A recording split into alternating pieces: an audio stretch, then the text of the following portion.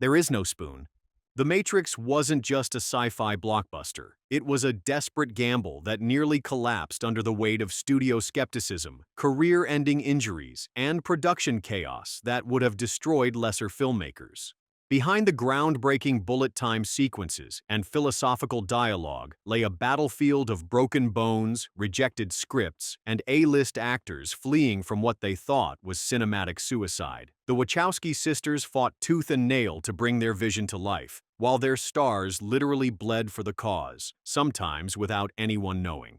Today, we're diving into 20 weird facts about The Matrix that reveal the brutal reality behind one of cinema's most influential films. And stick around for our bonus fact. It involves a secret so well hidden that even die-hard fans have never heard it. Let's jack in. Fact number 1. Keanu Reeves hid a devastating spinal injury. Keanu Reeves showed up for the first day of fight training wearing a neck brace. When filming actually began, his neck was still in pain. What audiences didn't know was that a few weeks before physical training was set to begin, the actor underwent surgery for a herniated disc. Reeves didn't just push through discomfort. He concealed the full extent of his condition from Warner Brothers executives. Keanu Reeves hid a spinal injury so he could keep his role in The Matrix, even though he had to train for the blockbuster in a neck brace. The studio would have replaced him instantly if they'd known their leading man was one wrong move away from paralysis. Keanu Reeves was dealing with an injured spine at the time of filming this scene, which made for an uncomfortable shoot for the beloved actor, as he was forced to hold a position with his back parallel to the ground for multiple minutes at a time. Every gravity-defying stunt could have been his last. Fact number 2. Will Smith turned down Neo for Wild Wild West. Will Smith turned down the role of Neo to make Wild Wild West because of skepticism over the film's ambitious bullet time special effects. But this wasn't just another casting near miss. Smith later admitted something even more revealing. He was not mature enough as an actor at that time, and that if given the role, he would have messed it up. The Wachowskis had pitched Smith with storyboards and concept art that looked like science fiction fever dreams. He walked away thinking they were insane. Instead of philosophical kung fu and reality-bending visuals, Smith chose giant mechanical spiders and steampunk gadgets. The Matrix revolutionized cinema. Wild Wild West nearly ended his career. Sometimes the biggest risks yield the greatest rewards, and sometimes actors are too scared to take them. Fact number 3. The Wachowski sisters were comic book writers first. Before they became filmmaking legends, the Wachowski sisters first worked together as comic book writers, contributing to several different Marvel comic series. While brainstorming ideas for their own comic, The Matrix started to form. The Wachowski siblings were working on The Matrix since 1992, when a friend asked them to develop an original comic book concept. 7 years. That's how long they spent developing what would become their masterpiece. Not as a movie, but as sequential art panels filled with philosophical questions about reality and identity. The visual storytelling techniques that made The Matrix so distinctive, the dramatic angles, the freeze-frame action, the layered symbolism, all emerged from their comic book sensibilities. When they finally switched to film, they weren't adapting their comic. They were translating their visual language into motion. Fact number 4. Jean Reno almost played Agent Smith. Hugo Weaving's chilling performance as Agent Smith became iconic, but French actor Jean Reno was originally, but he declined as he was at one point of his career in which he did not want to leave his native France, unwilling to move to Australia for a 4.5-month shooting. Imagine Agent Smith with Reno's gravelly French accent and world-weary intensity instead of Weaving's precise mechanical delivery. The character would have been fundamentally different, less computer program, more weathered assassin. Hugo Weaving was ultimately cast as Smith. According to Weaving, he enjoyed playing the character because it amused him. That amusement translated into one of cinema's most memorable villains, but it almost never happened because of a star's reluctance to leave Paris. Fact number 5. The training was so brutal, it broke multiple actors. Keanu Reeves had some physical limitations after having neck surgery to separate 2 fused vertebrae, but he wasn't the only one suffering. In order not to be recast, Moss hid her injury until well after the shooting of the film had wrapped and her ankle had healed. Then Reeves began complaining of pain in his left ankle after the rehearsal of a tough stunt.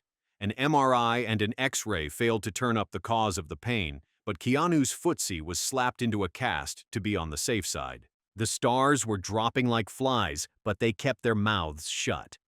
Carrie-Ann Moss trained on a broken ankle rather than risk losing Trinity. Reeves endured spinal fusion recovery and mysterious foot pain rather than surrender Neo. The Wachowskis had created a culture of secrecy around injuries because everyone knew Warner Brothers was looking for reasons to shut down production. Every limp was hidden, every wince suppressed. The pain was real, but admitting it meant career death. Fact number 6. They filmed backup footage because bullet time might not work.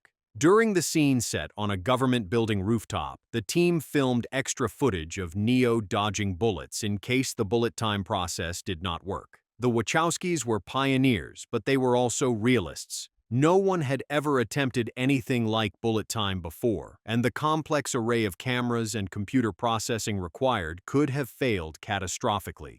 The bullet time fight scene was filmed on the roof of Symantec Corporation building in Kent Street, opposite Sussex Street. If the revolutionary technique had crashed and burned, audiences would have seen conventional action sequences instead of cinema history. The backup footage still exists somewhere in Warner Brothers archives, a glimpse into an alternate universe where The Matrix looked like every other action movie. Fact number 7. Chad Stahelski was Keanu's body double and future John Wick director. Keanu Reeves had some physical limitations after having neck surgery to separate two fused vertebrae. Fortunately, he had an excellent stunt double, Chad Stahelski, who went on to direct the very Matrix-like John Wick movies. This wasn't just professional coincidence, it was destiny taking shape. Stahelski didn't just double for Reeves, he absorbed the Wachowskis' visual philosophy and martial arts choreography.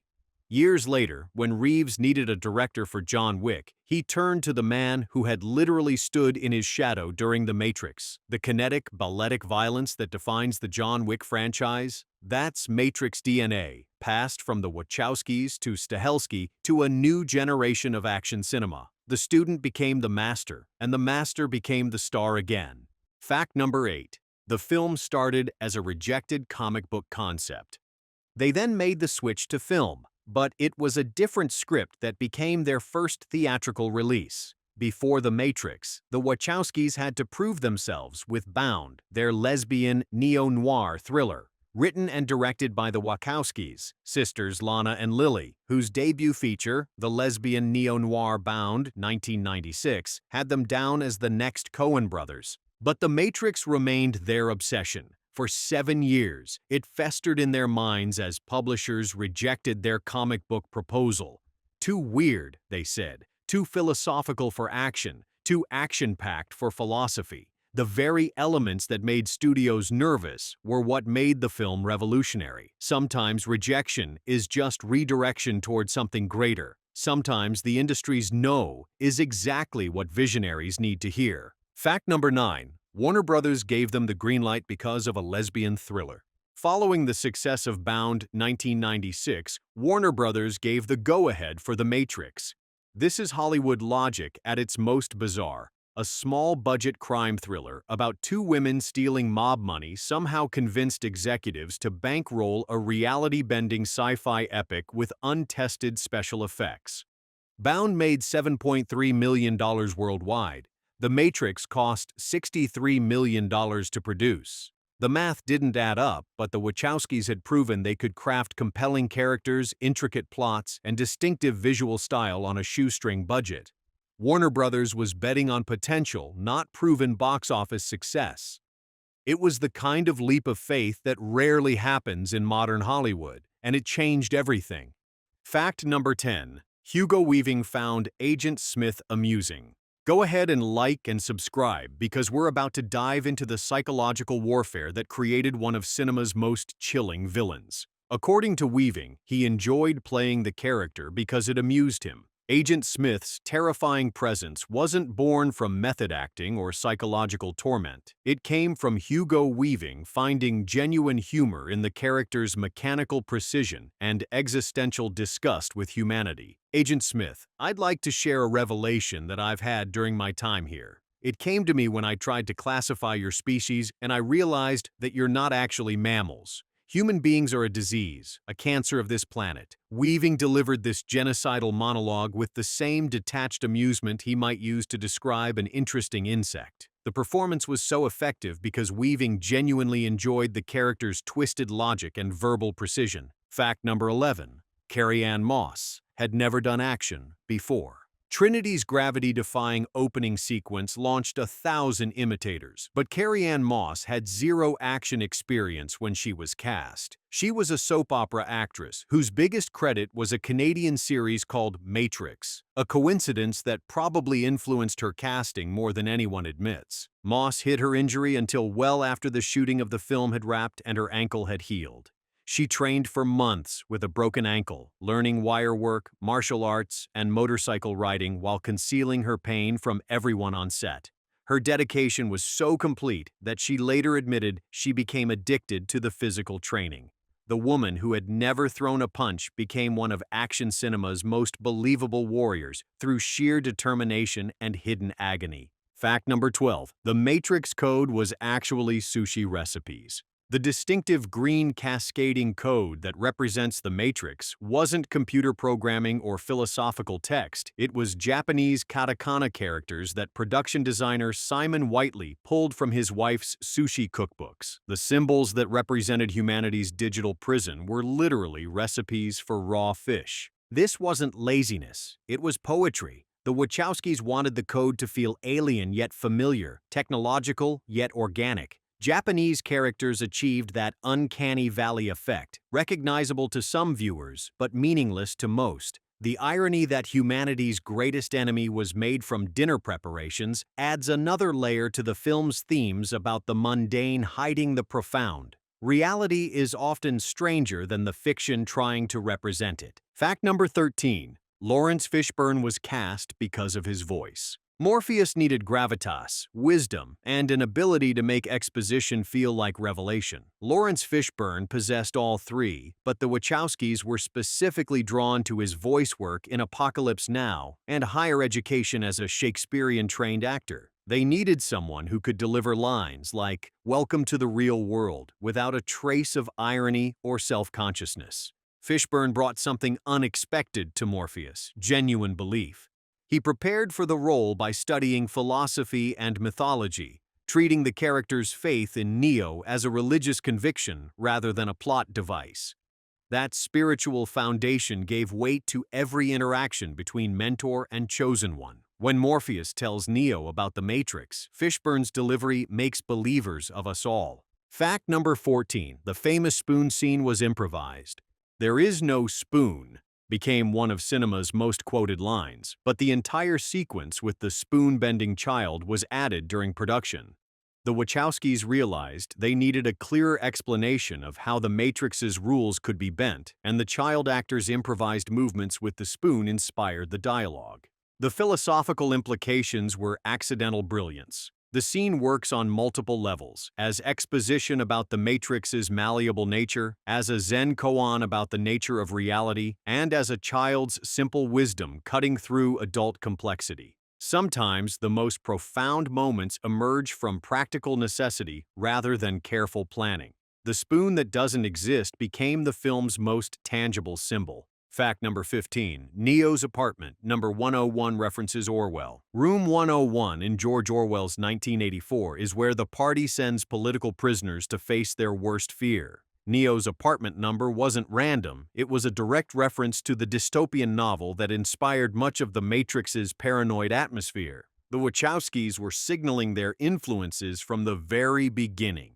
But the reference goes deeper. In 1984, Room 101 breaks Winston Smith by showing him his deepest terror. In The Matrix, Apartment 101 is where Neo begins to glimpse the truth that will shatter his entire reality. Both characters must confront the terrifying possibility that everything they believed was a lie. The number became a breadcrumb for literary-minded viewers who recognized the homage. Fact number 16. The lobby scene used real explosions and falling debris. The lobby shootout that redefined action cinematography wasn't achieved with digital effects alone. Real marble columns were destroyed, real bullets were fired, and real debris rained down on the stunt performers. The Wachowskis insisted on practical effects whenever possible, believing that genuine destruction would photograph more convincingly than computer graphics. The scene required precise choreography between human performers and pyrotechnics that could have killed someone if mistimed by seconds. Every concrete chunk, every spark, every piece of falling marble was real and dangerous. The kinetic energy that made the sequence so visceral came from actual violence being inflicted on the set. Neo and Trinity's rampage through the lobby was as destructive behind the camera as it appeared on screen. Fact number 17.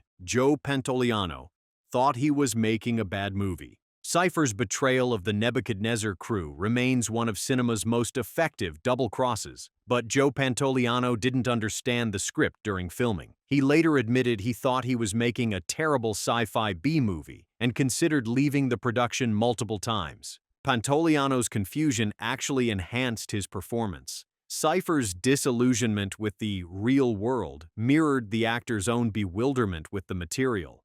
The character's desire to return to comfortable lies resonated because Pantoliano genuinely didn't grasp what story he was telling. Sometimes an actor's disconnection from the material creates unexpected authenticity. Cypher's betrayal feels so natural because the actor playing him was already emotionally checked out. Fact number 18. The Wachowskis required philosophical education for the cast. Every principal actor was required to read specific philosophical texts before filming began. Simulacra and Simulation by Jean Baudrillard was mandatory, along with works on Eastern philosophy, Gnosticism, and mythology. This wasn't Hollywood pretension. The Wachowskis knew that actors who understood the ideas could deliver them more convincingly. The education program created unexpected bonds between cast members. Keanu Reeves and Carrie-Anne Moss spent hours discussing the nature of reality between takes. Lawrence Fishburne approached Morpheus as a spiritual guide rather than an action hero. Hugo Weaving found genuine philosophical justification for Agent Smith's hatred of humanity. The performances were grounded in actual understanding rather than surface mimicry. Fact number 19. The red pill, blue pill scene was shot in one take. Morpheus's offer to Neo, red pill for truth, blue pill for comfortable ignorance, became a cultural phenomenon, but the scene required perfect timing and couldn't be repeated. The pills were made of gelatin and would dissolve under hot studio lights within minutes. Lawrence Fishburne had one chance to deliver the monologue while holding props that were literally melting in his palms. The single-take requirement forced everyone to bring their A-game. Keanu Reeves had to nail his conflicted reaction, the camera operator had to execute a complex move, and Fishburne had to deliver career-defining exposition without stumbling. The pressure created an electric atmosphere that translated directly to screen. Sometimes technical limitations force artistic excellence. Fact number 20. Warner Brothers hated the film until test screenings. Studio executives watched early cuts of The Matrix with horror. The philosophical dialogue, the violent action sequences, and the reality-bending concepts tested poorly with focus groups who found the material confusing and pretentious. Warner Brothers considered shelving the film or demanding extensive reshoots to make it more conventional. Everything changed when they held public test screenings. Audiences responded with unprecedented enthusiasm, especially younger demographics who embraced the film's themes of questioning authority and rejecting comfortable lies. The generational divide was stark. Older executives didn't understand the appeal, but younger viewers were electrified. Warner Brothers learned that sometimes the audience understands a film better than the people who paid for it. Bonus fact. Here's the fact that even hardcore fans don't know. The sisters, Lana Wachowski, born June 21, 1965, and Lily Wachowski, born December 29, 1967, are both trans women. When they made The Matrix, they were still presenting as men, but the film's themes of questioning reality, rejecting false identities, and choosing authentic existence over comfortable lies directly paralleled their personal journeys. The red pill wasn't just about escaping digital illusion, it was about embracing your true self despite the cost. Neo's transformation from Thomas Anderson to The One mirrors the director's own transitions from the Wachowski brothers to the Wachowski sisters. They embedded their deepest personal truth into a blockbuster action movie, and audiences connected with that authenticity without fully understanding why. The Matrix wasn't just about simulated reality, it was about the courage to live as your genuine self. The Matrix emerged from 7 years of rejection, hidden injuries, melting props, and studio panic to become a cultural phenomenon that redefined cinema. The Matrix was released in March 1999 with little fanfare but went on to redefine sci-fi cinema in the same way that Metropolis had decades earlier. What audiences saw as groundbreaking entertainment was actually the product of artists who refused to compromise their vision despite every obstacle Hollywood threw at them. The Wachowskis created more than a movie. They crafted a new language for discussing reality, identity, and the courage required to choose truth over comfort. If this video opened your eyes to something you didn't know about The Matrix, smash that like button and subscribe for more behind-the-scenes secrets that reveal the truth behind Hollywood's biggest lies. Remember, there is no spoon, but there are always more secrets to uncover. Take the red pill, subscribe for more.